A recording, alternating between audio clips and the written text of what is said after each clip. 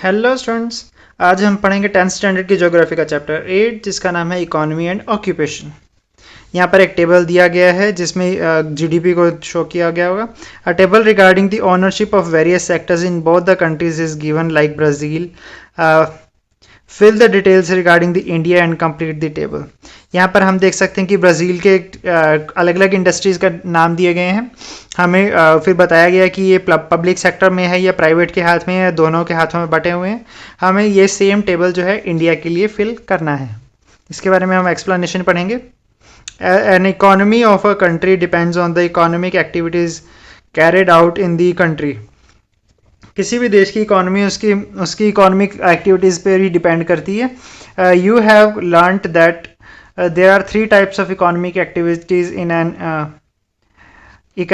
Economy. हमने पढ़ा है कि 3 तरह की इकोनॉमिक एक्टिविटीज़ होती हैं अभी तक, जो पिछले चैप्टर्स में हमने पढ़ा। In figure 8.2 the pie chart shows the contribution of each sector in the respective countries GDP and percentage of population engaged in various activities. 8.2 में हम देख सकते हैं कि अलग अलग तरह की जो जीडीपी है वो कितनी परसेंट पॉपुलेशन जो है उस पर डिपेंड करती है। यहाँ पर प्राइमरी, सेकेंडरी और टर्शरी के बेस पर, जिसके बारे में हमने अभी पिछले चैप्टर्स में पढ़ा था। यहाँ ये पहला जो है contribution of sectors in GDP, कि कौन सा सेक्टर कितने परसेंट का कंट्रीब्यूशन देता है, and percentage of population engaged in various sectors, और किस एरिया में कितने परसेंट पॉपुलेशन जो है वो डिपेंड करती है जो जीडीपी को कंट्रीब्यूट कर रहा है। ये वो दूसरा जो पाई चार्ट है वो है।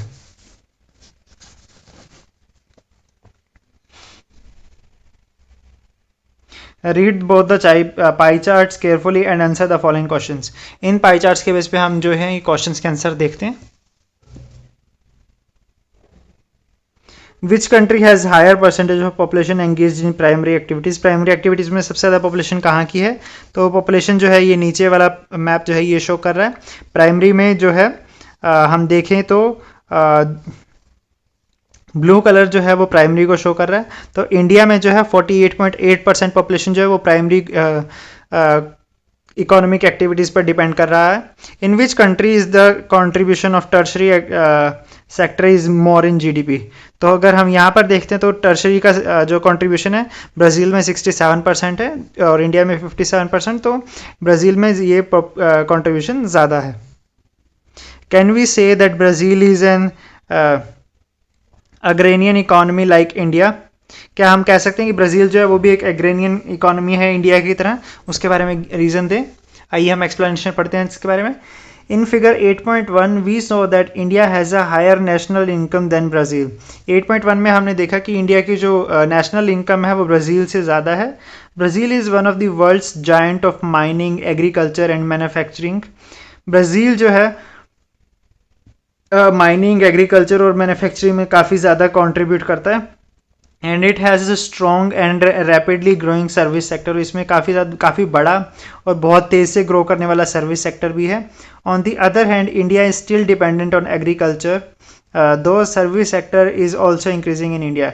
लेकिन इंडिया जो है अभी भी ज़्यादातर जो है एग्रीकल्चर पर ही डिपेंड करता है, लेकिन यहाँ पर भी सर्विस सेक्टर जो है वो काफ़ी बढ़ रहा है।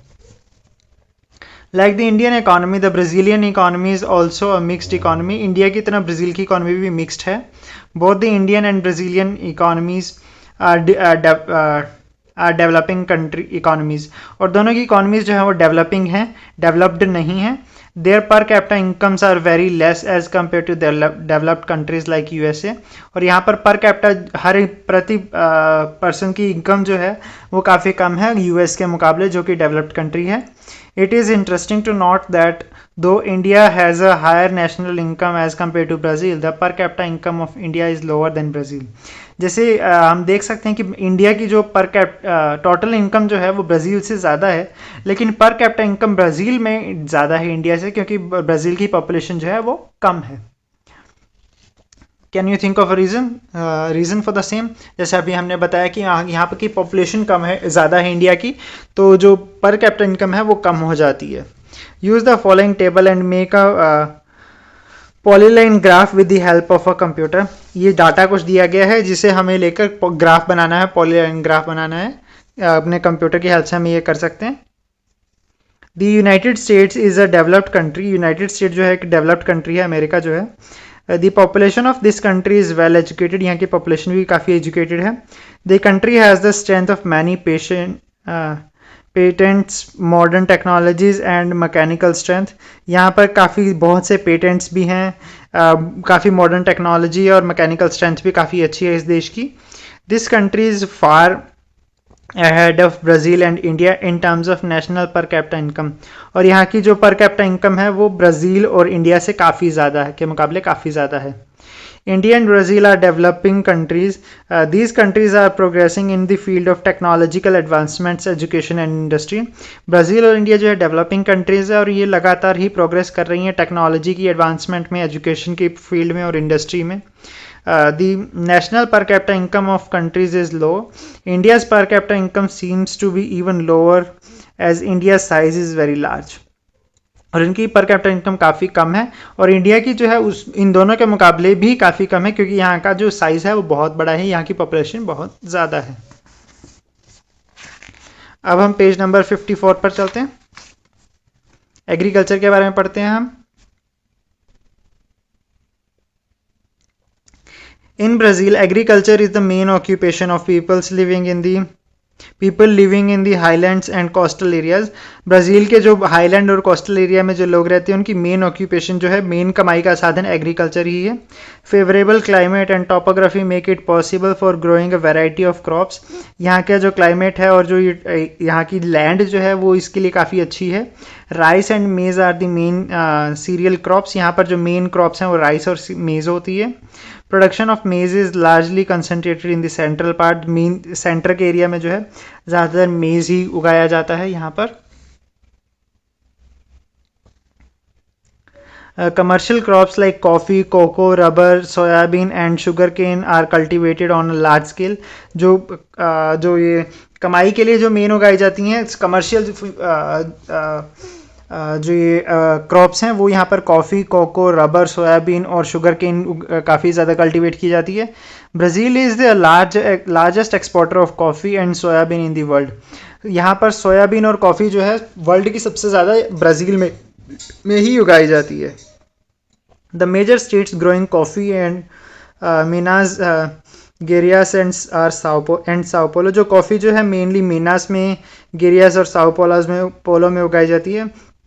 Besides these crops, production of the fruits and bananas, pineapples, oranges and other citrus fruits is also done। इसके अलावा यहाँ पर बनाना जो है, पाइनएप्पल है, ऑरेंज और भी जो सिट्रस फ्रूट्स हैं वो काफ़ी ज़्यादा उगाए जाते हैं। Cattle, sheep and goat are also reared in the savanna grasslands। Savanna के ग्रासलैंड्स में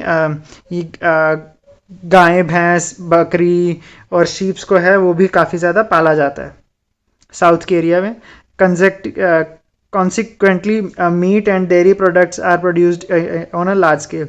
और इसी के साथ ही इन एरियाज़ में मीट और डेयरी प्रोडक्ट्स जो हैं वो भी काफ़ी बड़ी मात्रा में पाए जाते हैं। अब माइनिंग के बारे में पढ़ते हैं। Observe the figure 8.3 and answer the following questions. 8.3 में क्वेश्चंस फिगर में शो किए गए हैं और इसके बेस पे हमें आंसर कुछ देने हैं। Prepare a table of mining products and regions of production in Brazil. यहाँ पर हम देख सकते हैं कि ये माइनिंग के लिए मैग्नीज है, बॉक्साइट है, आयरन और है, कोल है, ये प्रोड्यूस किए गए हैं। ये अलग अलग एरियाज़ में किए जाते हैं। हम एक एरिया के हिसाब से बताना है कि किस एरिया में कौन सी चीज़ की माइनिंग की जाती है। In which part of the Brazil has mining activity not developed. किस एरिया में माइनिंग जो है वो नहीं हो रही है ब्राज़ील में। What could be the reason, इसके पीछे रीज़न क्या हो सकता है। Considering the availability of the resources, where has the development of industry occurred. Resources की अवेलेबिलिटी के हिसाब से कहाँ पर जो है डेवलपमेंट हुई है ज़्यादातर इंडस्ट्री की। इसके बारे में एक्सप्लेनेशन पढ़ते हैं। The eastern part of the Brazil is rich in various types of minerals like iron ore, manganese, nickel, copper, bauxite, tungsten, diamonds etcetera. Eastern part में जो है ये ज़्यादातर हमें मिनरल्स जो है वो मिलते हैं। Inaccessibility, lack of knowledge of potential reserves of resources, dense forest, etc. are the factors which have led to the limitations in mining in the interior parts of the country. यहाँ पर जो है घने जंगल, ट्रांसपोर्ट ना हो मिल पाना, और यहाँ का जो क्लाइमेट है उसकी वजह से यहाँ पर जो है इंटीरियर पार्ट में ब्राज़ील की जो है माइनिंग नहीं की जा पा रही है। Nevertheless, because of the increasing demand in the country, mining work has developed well in the highland region. Highland region में काफ़ी ज़्यादा माइनिंग हुई है क्योंकि यहाँ की डिमांड जो है लगातार बढ़ रही है, उसकी वजह से रिसोर्सेज को, डिमांड को पूरा करने के लिए यहाँ पर माइनिंग काफ़ी ज़्यादा बढ़ गई है। फिशिंग जो है, हम इसके बारे में कुछ क्वेश्चंस पढ़ते हैं। Can you give 2 reasons of concentration of fishes near the south eastern coast of Brazil. जो ज़्यादातर फिशिंग जो है वो साउथ ईस्ट कोस्ट के पास क्यों हो रही है ब्राज़ील की? Inland fishing is not developed in Brazil, though there is large number of rivers in the Brazil. Can you think of the reason? जो अंदर की आंतरिक एरिया जो है वहाँ पर ज़्यादातर फिशिंग नहीं हो रही है, बजाय कि वहाँ पर बहुत सारी रिवर्स भी हैं। कि हम क्या इसके बारे में हम रीज़न बता सकते हैं? आइए एक्सप्लेनेशन पढ़ते हैं इसकी। Brazil has a sea coast of around 7,400 kilometer and excellent fishing grounds of the South Atlantic Ocean. हम ब्राज़ील जो है वो 7,400 किलोमीटर का समुद्र का तट लगता है इसके साथ, और जो साउथ के अटलांटिक ओशन है ये जो है काफ़ी अच्छा फिशिंग का लिए माना जाता है। The meeting of the warm Brazil current and the cold Falkland current of the coast of south east Brazil make it good for fishing ground. जो साउथ ईस्ट का कोस्ट है वहाँ पर गर्म और ठंडी हवाएं दोनों जब मिलती हैं तो वो काफ़ी ही अच्छा एरिया बना देती हैं फिशिंग के लिए इसको। Traditionally fishing has been carried on by small groups of individual fisherman using primitive techniques and equipment. ज़्यादातर फिशिंग जो है यहाँ पर जो छोटे फिशरमैन हैं उनके द्वारा ही की जाती है, वो भी अपनी पुरानी टेक्निक के बेसिस पर ही। But now large vessels are being used, लेकिन अब जो है बड़े वेसल्स यूज़ किए जा रहे हैं। Swordfish, shrimp, lobster and sardines are mainly caught. यहाँ पर ज़्यादातर जो है स्वॉर्ड फिश हो गई, श्रिम्प्स हो गए, लॉबस्टर हो गए, और सार्डीन्स जो है उसकी फिशिंग की जाती है। The fish resources of the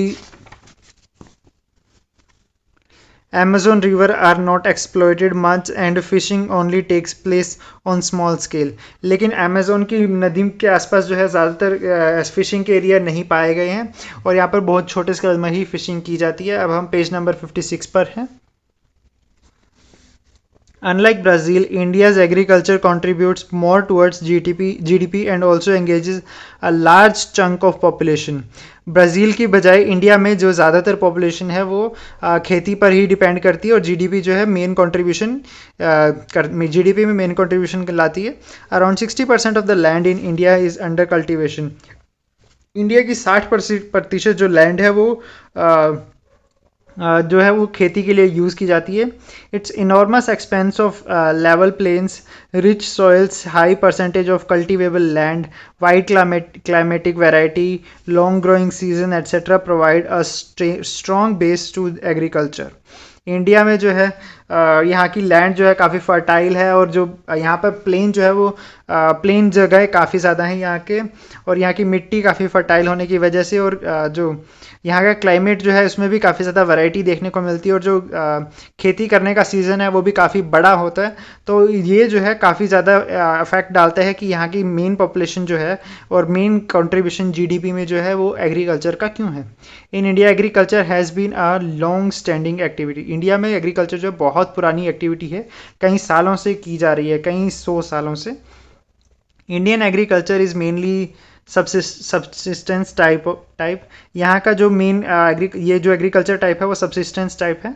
India produces rice, wheat, maize, sorghum and millets as major crops.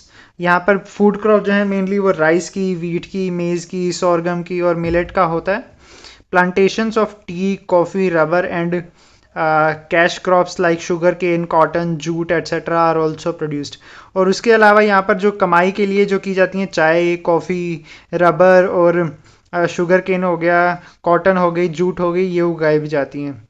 India is also a major producer of a variety of fruits and vegetable. India में भी काफ़ी तरह के fruits और vegetable जो है वो उगाए जाते हैं। इंडिया की फ़िशिंग के बारे में पढ़ते हैं। Fishing plays an important role in the economy of India. India की इकोनॉमी में फ़िशिंग जो है काफ़ी इंपॉर्टेंट रोल प्ले करता है। India is one of the largest producers of fish both marine and inland. India जो है काफ़ी बड़ा प्रोड्यूसर है फिशेस का, जो समुद्री और साथ के साथ नदियों में पाई जाने वाली फिशेस का भी। Fisheries help in augmenting food supply, generating employment, raising nutritional levels and earning foreign exchange। फिशरिंग जो है यहाँ पर काफ़ी खाने की सप्लाई में और यहाँ की लोगों को रोज़गार प्रदान करने में, यहाँ के न्यूट्रिशन लेवल को बढ़ाने में और दूसरे देशों से कमाई करने का काफ़ी इम्पोर्टेंट साधन है। Fish forms an important part of the diet of many people living in coastal areas of Kerala, West Bengal, Odisha, Andhra Pradesh, Tamil Nadu, Goa and Maharashtra। Goa, Maharashtra, Tamil Nadu, West Bengal, Kerala और ये जो कोस्टल तटीय क्षेत्र हैं, इनकी इस एरिया में रहने वाले लोगों की खाने में काफ़ी ज़्यादा फिश का देखा जा सकता है। India has about 7,400 kilometres of coast line marine fishing, accounting for about 40% of the total annual production of fish and being confined to coastal waters in west from Kutch Malabar coast to Coromandel coast. In the east, major fishes are sardines, mackerel, bombay, duck and prawns। यहाँ पर जो है India की जो 7,500 kilometre का तटीय क्षेत्र लगता है इंडिया के साथ, और यहाँ पर जो है 40% मछली पालन जो होता है वो समुद्र से होता है। और इंडिया का जो कोस्टल एरिया है वो कच्छ से लेकर वेस्ट में कोरोमंडल तक ईस्ट में फैला हुआ है। और यहाँ पर जो सार्डिन्स हैं, मोरकल्स हैं, बॉम्बे डक है और प्रॉन्स जो है ये मेनली उगाए जाते हैं। On the eastern coast the important fishes are horse mackerels, clupeids and silver bellies. और जो ईस्ट में जो है ज़्यादातर मैरिकल्स हो गया, क्लूपिड्स हो गया और सिल्वर बेलीज जो है ये पाई जाती हैं, इनकी फिशिंग की जाती है। Freshwater fishing is carried out in the river, canals, irrigation channels, tanks, ponds, lakes, etc. जो ज़्यादातर जो फ्रेश वाटर की मछलियां हैं वो नदियों में, तालाबों में, इरिगेशन के एरियाज़ में, लेक्स में जो है ये की जाती है। Silver belly carp etcetera are the major fresh water varieties. Silver belly carp और जो है यहाँ पर ज़्यादातर फ्रेश वाटर की वैरायटी पाई जाती है। About 60% of the country's total fish production comes from inland fisheries. ज़्यादातर जो 60% जो है वो इनलैंड फिशरी जो है वो से पाई जाती है इंडिया की फिशिंग।